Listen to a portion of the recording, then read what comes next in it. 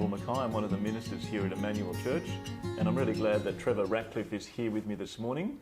And Trevor, you were saying before that you're really looking forward to getting back to church because you're just looking forward to seeing people. It's not the same on Zoom, is it? It's not the same. You're absolutely right, Campbell. And Campbell, there are three priorities, I think, that you want to remind us about. Yeah, so as we get back to church, there are three things that we're aiming at. The first is meaningful connections.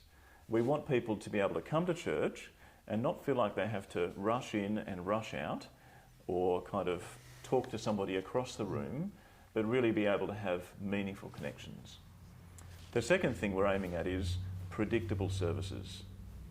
We expect that restrictions may come and go a little bit, and we don't want to have to constantly be adjusting our settings to allow for that.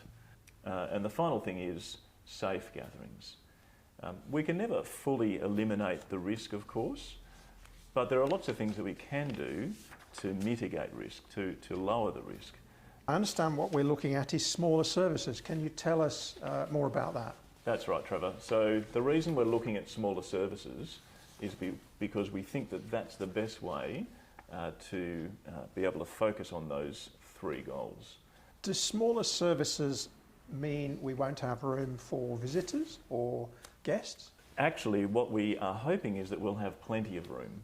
Part of the reason for having smaller services is so that we're not kind of maxing out our allowable numbers in the room, but that we actually have space so that if visitors come, if newcomers want to come to church, then we have space for them. The great thing after we returned from lockdown last year was that we had about 150 visitors or guests That's great. Come along to church. We're hoping that smaller services will give us a bit more flexibility and a bit more space for visitors. How will we know we've got enough people to make the service work properly? Yeah, that's a great question. And we do realise that with smaller services and more services, people may be a little stretched. And so we'll need more people to serve. The language we're using around this is core members. We realise that COVID has been a big hit for many, and so you may not have the capacity to serve as you'd like to at the moment. But if you can, and knowing that we want to share responsibility, we'll be looking to have core members serving at each service. So for our core members, we'll be asking you to commit in three ways. First is being there every week. Second, serving in some way every week. And third, inviting people. Now, we realise that that's a commitment. But if we all help as we're able, if we all share in the responsibility, we actually think there'll be great joy in serving together. Sure. Do we know yet when we'll be able to return to services? So we're aiming at the 7th of November.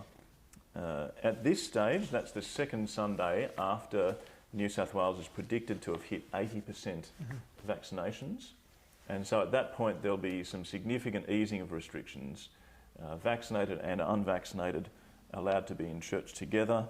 And we think that that will make being together much easier. So be encouraged. It's not far away. Not far. And also pray for the staff and for those who are pulling services together because it's not far away. Great.